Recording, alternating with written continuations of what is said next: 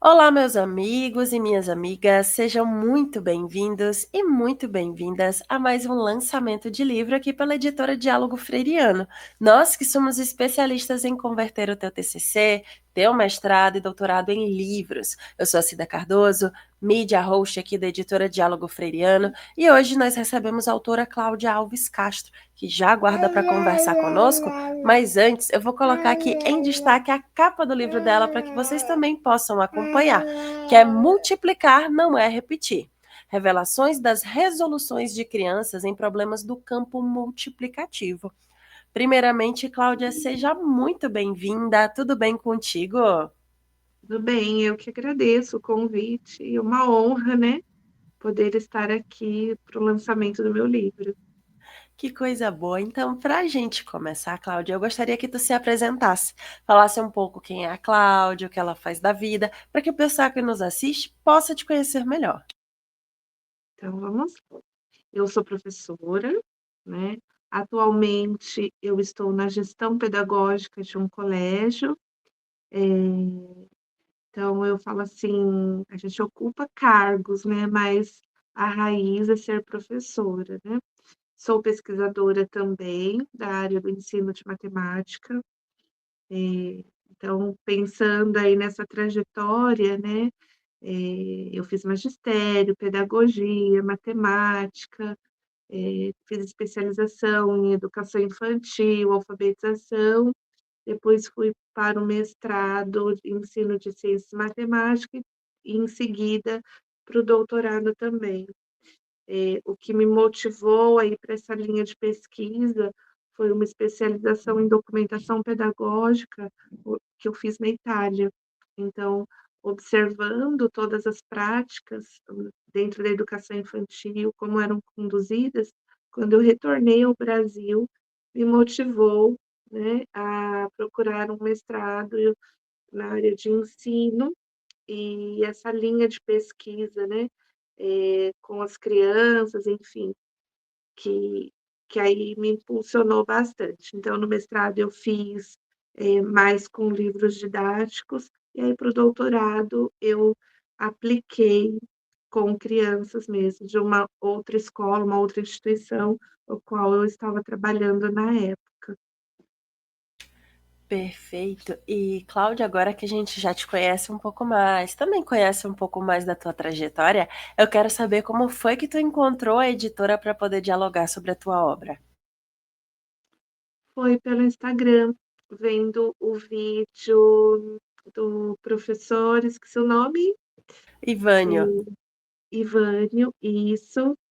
E aí eu entrei em contato lá no botão, né, saiba mais ali, entrei em contato, prontamente alguém da equipe entrou em contato, já me explicou, já agendou uma reunião com o professor, e aí eu já tinha feito outros contatos com outras editoras, né, e porque eu queria publicar a minha tese mesmo, né, já era um projeto, e eu fui postergando. E aí, conversando com o professor Ivânio, tudo, e aí ele me trouxe, me esclareceu algumas coisas sobre essa publicação.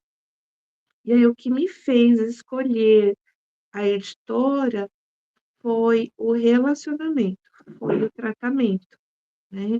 Então, desde do meu clique lá para saber como que era a reunião com o professor Ivânio e o atendimento depois com as outras pessoas da equipe.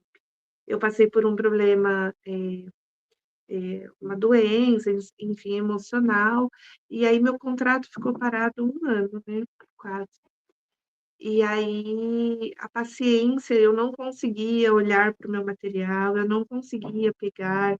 Cada vez que alguém da equipe entrava em contato: "Cláudia, vamos lá, né, e aí?" "Mas eu vou fazer, eu te mando", eu não conseguia, eh, eu não conseguia, né, estava passando por um momento bem difícil. E aí, em janeiro desse ano, né, 2026, e aí alguém entrou em contato comigo e eu falei: "Não, agora eu preciso dessa, né, eu preciso buscar, eu preciso me dedicar". E aí foi tudo muito rápido, né. Então enviar o material, a escolha da capa, a menina que me ajudou com a parte da capa, de toda essa edição.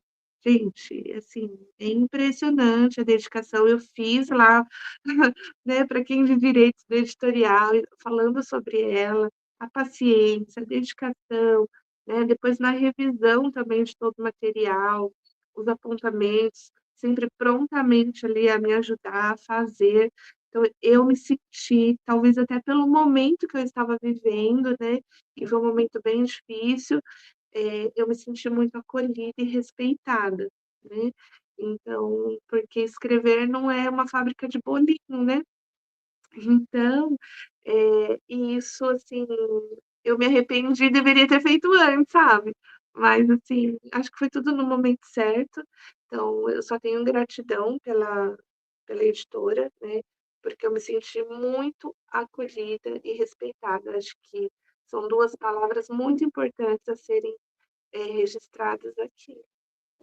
Que coisa boa, que coisa bonita de se ouvir também. É muito legal, é gratificante ouvir quando os autores eles contam pra gente que eles se sentiram acolhidos. No teu caso, como tu mesma falou, tu se sentiu respeitada, sentiu o teu momento sendo respeitado. Então isso é muito legal de ouvir, de ter esse feedback dos autores. Isso é muito legal. Eu vou colocar aqui novamente em destaque a capa do livro da Cláudia. Multiplicar não é repetir. Revelações das resoluções de crianças em problemas do campo multiplicativo. E aproveito para deixar um recado para você que nos assiste. Se você se interessou pela obra da Cláudia, aqui embaixo na descrição desse vídeo você vai encontrar o link para ter acesso a ele. Agora vamos falar de fato, então, sobre a obra. Cláudia, conta pra gente um pouco do teu processo de escrita, da tua motivação para escrever sobre esse assunto e também conta pra gente um spoiler, um gostinho do que é que o leitor vai encontrar nas páginas do teu livro. Então vamos lá. Como eu disse lá no começo, tudo começou ali no mestrado, né, então, a minha linha de pesquisa foi encontrar as lacunas que os livros didáticos apresentam dentro do campo multiplicativo.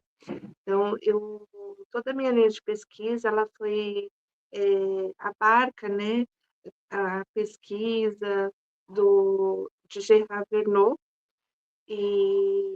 assim, tudo aquilo que eu acredito como professora, que tudo é possível, né. Ontem eu ainda gravei um vídeo sobre isso, né, nunca desistir dos nossos alunos.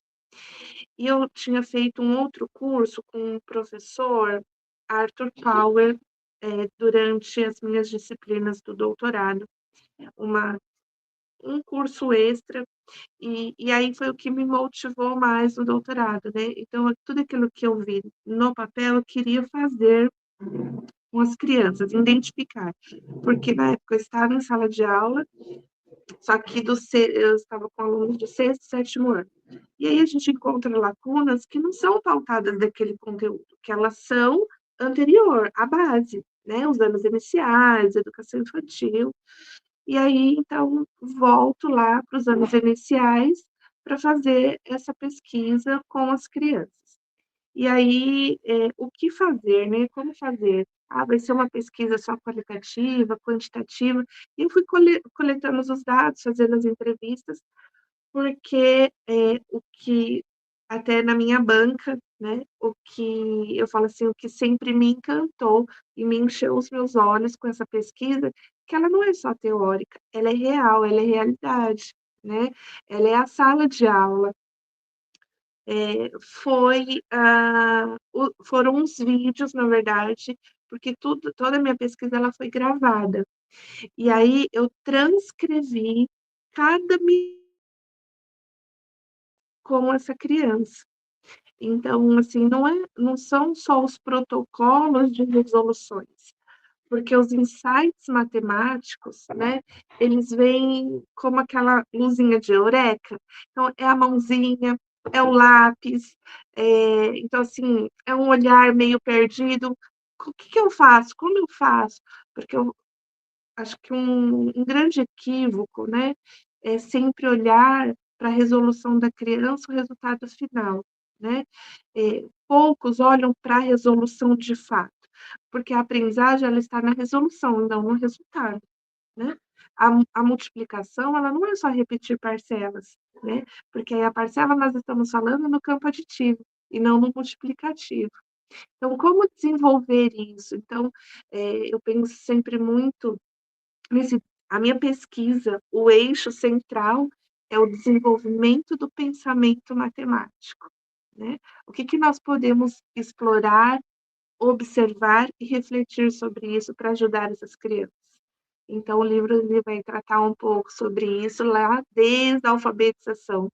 Então eu tive ali, um spoiler, né, para quem o primeiro ano chama muito atenção, porque o primeiro ano eles chegam tão puros, eles chegam com tantas estratégias significativas do campo multiplicativo, embora não seja tratada a multiplicação de fato no primeiro aninho, no segundo, mas assim, que é assim, se o professor parasse para olhar um pouquinho, fala assim: "Meu Deus, né, quantos avanços, né, o que que a gente pode extrair de mais bonito nessas crianças, para que eles não enfrentem, problemas na física quando chegar no ensino médio, né. Então, assim, eu tive uma criança aí, só dando um spoiler agora, de primeiro ano, que foi a única criança que conseguiu fazer um problema de combinatória.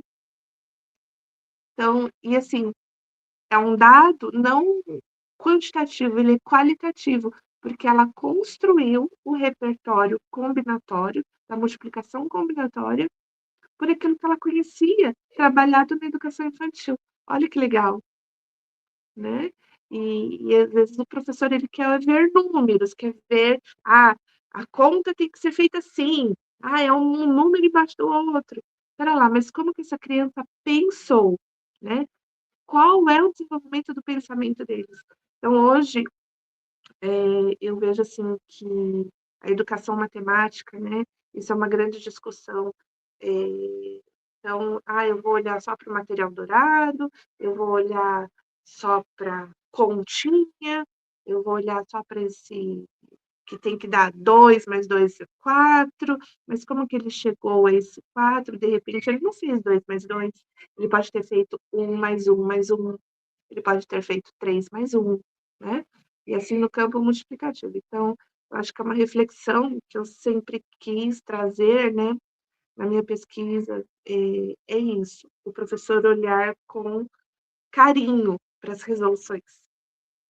Cláudia, mas isso não dá tempo, nós temos 20, 30 crianças, né. Mas quando a gente olha, eh, se eu pegar eu falo que é um olhar clínico que o professor precisa ter. De repente ele está corrigindo, ele pega um, 2, 3, aquilo vai dando insights para você pensar para sua aula futura, né. Eu nunca tive preguiça de olhar para a resolução dos meus alunos, e eu sempre tive salas lotadas, então eu acho que é um pouquinho sobre isso. Eu não sei se talvez usei o termo correto, né, o adequado, preguiça, mas eu acho força de vontade e acreditar, né. Eu acho que na educação está faltando um pouquinho disso, acreditar nos nossos alunos. Fica então novamente o convite à leitura da obra da Cláudia, Multiplicar não é repetir. Revelações das resoluções de crianças em problemas do campo multiplicativo. E aproveitando que nós estamos aqui com a capa em destaque, agora eu queria que tu falasse um pouco mais sobre ela. E tu já deu até uma pincelada ali na frente também, né? Como é que foi essa jornada de produção, tanto para a criação da capa como para a diagramação do miolo da tua obra? Então, essa capa ela foi tão assim, foi meio eu coloquei algumas palavras, né, para o pessoal da que faz, né, a diagramação, que faz essa construção. Falei que eu gostaria muito de trazer criança, né, porque eu estou falando sobre criança, sobre esse desenvolvimento, né, do pensamento. E aí o que me encantou nessa capa, quando eles trouxeram para mim, foram as resoluções que está dentro do miolo, né, que eles conseguiram transcrever aí para essa capa. como a gente não pode estar usando, né, crianças, eu acho que essa imagem dessa criança pensando reflete muito sobre essa obra, muito, né, que é a observação, né, o desenvolvimento desse pensamento. Então, assim, como eu falei anteriormente, essa luzinha de eureka, né, então, assim, nossa, os insights, nossa, podia ter feito assim. Então, me encantou bastante. Na época, antes de decidir, acho que é algo bem bacana, eu compartilhei com a minha orientadora, a professora doutora Eda Cury, e ela também ficou apaixonada pela capa, então a capa foi pensada junto com ela também. Que E o legal. nome, né, e o nome Sim. também, porque o nome da tese é muito comprido, né, então o que que a gente estava olhando? Exatamente isso, né. Que legal. Bom saber que tanto o pessoal da diagramação quanto o pessoal do design conseguiu trazer à tona aquilo que tu imaginava para o teu livro e que não somente tu, tua orientadora também gostaram do resultado e hoje a gente pode fazer esse lançamento do teu livro. Multiplicar não é repetir, revelações das resoluções de crianças em problemas do campo multiplicativo. E relembro a você que nos assiste que se você se interessou pela obra da Cláudia, aqui embaixo na descrição desse vídeo você vai encontrar o link para ter acesso a ele. Agora, nos dirigimos para o final da nossa conversa e eu gostaria que tu deixasse uma mensagem para as pessoas que têm o desejo, que têm o sonho de publicar um livro, porém por algum motivo ainda não fizeram. Ai, não deixem na gaveta. Como eu fiz, né, eu acho que, eu posterguei tanto por uma angústia, e quando eu comecei a fazer, né, entrei nesse processo, foi muito rápido e gratificante, então não deixa na gaveta. É muito bom ver um filho, é como um filho, né, esse filho nasceu. Então quando eu vi ele pronto, que me entregaram, eu chorei muito, de verdade, porque foram 2 conquistas, né, eu ter saído daquele reviver a tese, eh, ter olhado e falar assim: "Eu consegui sair daquele patamar que eu estava quase desistindo", e ver o produto final. Então, eu digo: quem tem esse projeto, coloque em prática, porque ao final é muito bom, é muito bom. Ainda mais com vocês, né, como eu disse, eu só tenho a agradecer. Que coisa boa! Fica então a mensagem da Cláudia para você que ainda não fez a tua publicação. Não deixe o teu conhecimento parado, não deixe aí o teu livro, o teu sonho parado, publique. Cláudia, muito obrigada pela tua disponibilidade em conversar conosco e fazer esse lançamento digital do teu livro. Muito obrigada. Eu que agradeço. E a você que nos assistiu até aqui, também deixe o nosso muito obrigado e faça um convite para que você venha nos conhecer melhor através das nossas redes sociais, nosso Instagram, Facebook, LinkedIn e também aqui o nosso canal no YouTube, onde temos diversas entrevistas com os mais variados autores e assuntos. De repente, um desses assuntos é o assunto do teu interesse, que pode colaborar com a tua pesquisa e por que não com a tua vida também. Não esqueça, conte conosco. Até a próxima. Tchau, tchau.